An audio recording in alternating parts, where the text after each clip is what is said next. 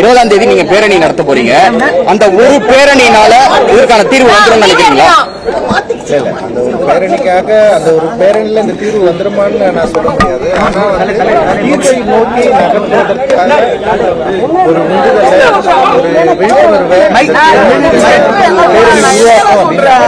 இல்ல, நீங்க சமூக வலைதளங்கள் உங்களோட ட்விட்டர்ல ஒரு 7 கேள்வி திமுக அரசு எதிர்த்து கேட்டிருந்தீங்க இல்லையா?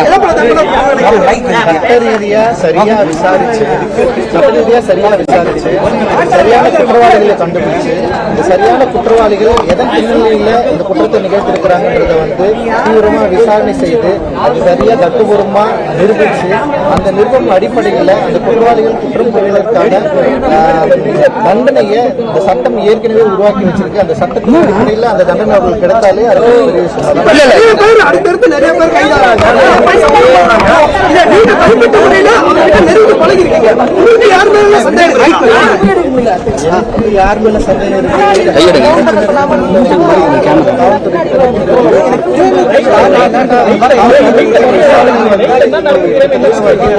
அவங்க உண்மையான குற்றவாளிகளை நெருங்கிட்டதா சொல்லிட்டு இருக்காங்க. இன்னொரு 3-4 தினங்கள்ல உண்மையான குற்றவாளிகளை நெருங்கிடுவோம் அப்படின்னு சொல்லிட்டு இருக்காங்க. கிட்டத்தட்ட விசாரணை பல கட்டங்கள்ல நிகழ்ந்துட்டு இருக்கு. பல பேர் இன்னைக்கு தொடர்ந்து கொண்டு வந்துட்டே இருக்காங்க. அண்ட் யாரு இதுக்கு பின்னணியில் இருக்கிறாங்க, யார் இவ்வளவு ஒரு பெரிய தொகையை கொடுத்து இந்த மர்டரை நிகழ்த்திருப்பாங்க அப்படின்றது பெரிய ஒரு அதிர்ச்சியான விஷயம் தான். ஸோ நாங்க எல்லாருமே அதுக்காக திமுகவை எதிர்த்து ஒரு 7 கேள்வி நீங்க ட்விட்டர்ல போட்டிருந்தீங்க இல்லையா? அது தொடர்பா உங்களுக்கு பதில் அளிக்கும் வகையில் யாராவது தொடர்பு மாட்டாங்களா? அப்படி இல்லை. ஆனா சமூக வலைதளங்கள்ல சில பேர் பேசுறது அதுக்கான சில நடவடிக்கைகளை எடுத்துருக்கிறது தான் நான் உணர்றேன். அந்த கேள்வி கேட்டதுக்கு பிறகு அரசு சில நடவடிக்கைகள் எடுத்துதான் நான் உணர்றேன். தலித் மக்களுடைய பாதுகாவலா இருக்கக்கூடிய திருமாவளவன் சொல்றாரு இல்லையா?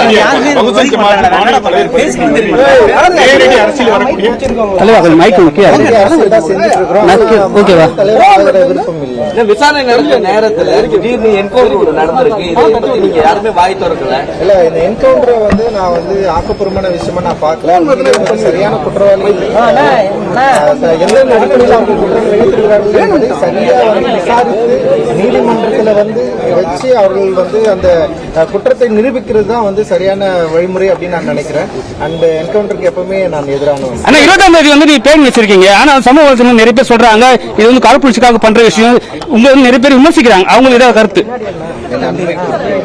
இல்ல? திருமாவளவன் அவர்கள் அந்த ஆம்ஸ்ட்ராங் அவர்கள் படுகொலை செய்யப்பட்ட நாள் அன்னைக்கு அவருடைய உடல் அந்த இடத்துல இருக்கும் போது மாயாவதி அவர்கள் வந்திருந்தாங்க.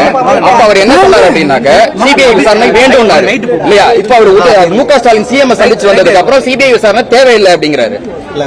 இந்த முரண்பாடை நீங்க எப்படி பாக்குறீங்க? சிபிஐ விசாரணை குறித்த பல்வேறு கருத்துக்கள் சமூகத்தில் இன்னைக்கு நடந்துட்டு இருக்கு. அண்ட் இப்ப நாங்க அந்த கருத்தை விட ஆம்ஸ்ட்ராங்கனுடைய வைஃபும் சரி மற்ற தோழர்கள் எல்லாருமே சிபிஐ விசாரணை கோரலாம் கோரிக்கை எங்களுக்கிட்டே இருந்தது.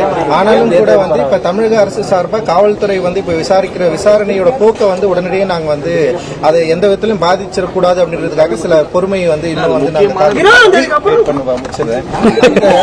அந்த பொறுமை அந்த என்ன சொல்றது அந்த விசாரணை எந்த அளவுல போகுது, இந்த விசாரணை சரியான திசையில போகுதா இல்லையான்றதுக்காக வெயிட் பண்ணிருக்கோம். அந்த காவல்துறையும் ரொம்ப தீவிரமா அவங்களுடைய விசாரணையை மேற்கொண்டிருக்காங்க. இதோட உண்மை நிலை தெரிஞ்சப்போ இந்த உண்மை நிலையில் எங்களுக்கு சந்தேகம் இருந்தால் அடுத்த கட்ட வேலைக்கு அடுத்த கட்ட விசாரணை கோரிக்கை நோக்கி நாங்க இல்ல மேடையில அறிவு ஒரு விஷயத்தை பதிவு பண்ணாரு. எங்களுக்கு இப்ப பாதுகாப்பு இல்ல அப்படின்னா இதுக்கு முன்னாடி அறிவு அந்த வார்த்தையை எங்கேயும் பதிவு பண்ணது கிடையாது. உண்மையாவே தலித் மக்களுக்கு தற்போது நடக்கக்கூடிய திமுக ஆட்சியில பாதுகாப்பு இருக்கா இல்லையா? ஆட்சிகள் மாறினாலும் இப்போ ஏற்கனவே ஏடிஎம்கே ஆட்சி இருந்தது. அந்த டைம்லயும் தலித்துகளோட பிரச்சனை தீர்ந்தப்படல. அந்த பிரச்சனை நடக்கிறப்ப திமுக எதிர்கட்சியா இருக்கிறப்ப திமுக அரசு மிக கடுமையா அவங்க விமர்சித்து இருந்தாங்க.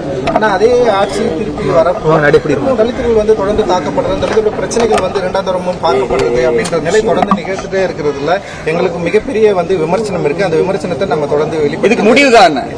இதோட முடிவு அரசு சரியான அளவுல சில திட்டங்கள் அரசு செஞ்சுட்டு இருக்காங்க. இப்போ தாழ்த்தப்பட்ட ஆணையம் ஆதிதிராவிடர் நலத்துறை ஆணையம் சொல்லி ஒன்று உருவாக்கி சில விஷயங்கள் பண்ணிட்டு இருக்காங்க. அதில் சில விஷயங்களை டீல் பண்றாங்க. ஆனா அது மட்டுமே இது போதாது அப்படின்னு நான் நினைக்கிறேன்.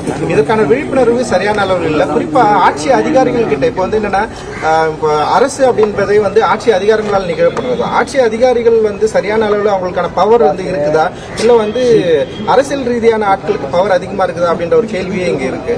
அண்ட் இல்ல இது இரண்டுமே வந்து கரெக்டான அளவுல வந்து இங்க வந்து ஒண்ணு சேரணும் அப்படின்னு நான் நினைக்கிறேன். ஆட்சி அதிகாரிகளுக்கு சரியான அளவுல ஒரு பவர் கொடுத்து அந்த ஆட்சி அதிகாரிகள் இந்த மாதிரியான பிரச்சனைகளை வந்து சட்ட ரீதியா நிர்வாக ரீதியா தடுப்பதற்கான வேலைகளை வந்து அவங்க வந்து செய்யணும் அப்படின்னு நான் நினைக்கிறேன். ஏன்னா இது அரசியல் இடத்துல போறப்போ அரசியல் அதிகாரம் படைத்தவர்கள் வந்து எல்லா மக்களுக்கும் சார்பாகவும் அது ஓட்டா மாறுது. ஓட்டா மாறுறப்போ வந்து இந்த மக்களுக்கு ஆதரவான முடிவு எடுக்கக்கூடாது, இன்னொரு மக்களுக்கு ஆதரவான முடிவு எடுக்கக்கூடாதுன்னு சொல்லிட்டு அவங்க வந்து ஒரு சூழலுக்கு தள்ளப்படுறாங்க. ஆனா ஆட்சி அதிகாரிகளுக்கு அந்த தேவை இல்லை அப்படின்னு நினைக்கிறேன். ஆட்சி அதிகாரிகள் பிரச்சனையின் அடிப்படையில் பாதிக்கப்பட்ட மக்களுக்கு ஆதரவா நிக்கிறது தான் வந்து சட்டமும் ஆட்சி நிர்வாகமும் வந்து அதுதான் சொல்லுது. சோ ஆட்சி அதிகாரிகள் வந்து சரியான அளவுல இத முன்னெடுத்து போகணும் அப்படின்றது தான் இதுக்கான நீதிமன்றம் கட்டுறதுக்கு வந்து ஒரு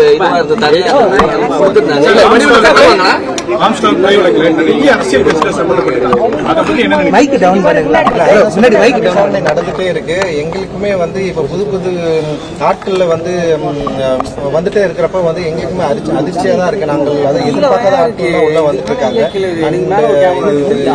விசாரணை சரியான அளவுல போய் சேரணும்ன்றது என்னுடைய நம்பிக்கை. ஆனா ஒரு சம்பந்தப்பட்ட அரசியல் வந்து பரவாயில்ல, தமிழ்நாட்டுக்கு தலித் மக்களுக்கு ஆப்போசிட்டா தொடர்ந்து இருக்கு. இந்த விஷயத்துல பயங்கரமா எக்ஸ்போஸ் ஆயிருக்கு. அந்த இதை எல்லாரும் புரிஞ்சுக்கணும்னு நினைக்கிறேன். கட்சிகளோ இல்ல வந்து இயக்கங்களோ இங்க வந்து வேறுபாடு இல்லைன்றது நிரூபிக்குது. எல்லா கட்சிகளிலும் இருக்கிறவங்க இந்த படுகொலையில வந்து ஒரு கட்சியில இருந்தா அப்படின்றது வந்து எந்த அர்த்தமும் இல்லாம இருக்கு.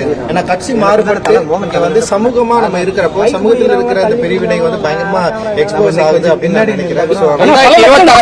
அரசியல் நிலைப்பாடு மாறுமா இல்ல இதே தான் தொடருமா? 2026 உங்களுடைய அரசியல் நிலைப்பாடு மாறுமா இதே தான் தொடருமா? நிச்சயமா நான் என்ன சொல்றேன்னா பிரச்சனைகளின் அடிப்படையில் நம்ம சில கேள்விகளை கேட்கணும். ஆனா பிரச்சனைகளை தீர்த்து வைக்க முயலாத இல்ல தீர்த்து வைப்பதற்கான காரணங்களை ஆராய்தப்போ நிச்சயமா அதுக்கான முடிவை நம்ம மாற்ற வேண்டிய தேவை இருக்கும்னு நான் நினைக்கிறேன். ஆனா இது ஒரு எச்சரிக்கை தான் அப்படின்னு நான் நினைக்கிறேன். ஆனா வெளிப்படையா திமுக தான் நான் ஓட்டு போட்டேன். ஆனா வந்து ஆமா நான் ஓட்டு போட்டேன். ஏன் ஓட்டு போட்டேன்னா மாறணும்னு நினைச்சேன், மக்களோட பிரச்சனைகள் சரியாகணும்னு நான் நினைச்சேன். ஆனா இது தொடர்ந்துட்டே இருக்கிறது வந்து ஒரு பெரிய ஒரு பிரச்சனையா இருக்கிறத நான் வந்து பாக்கிறேன்.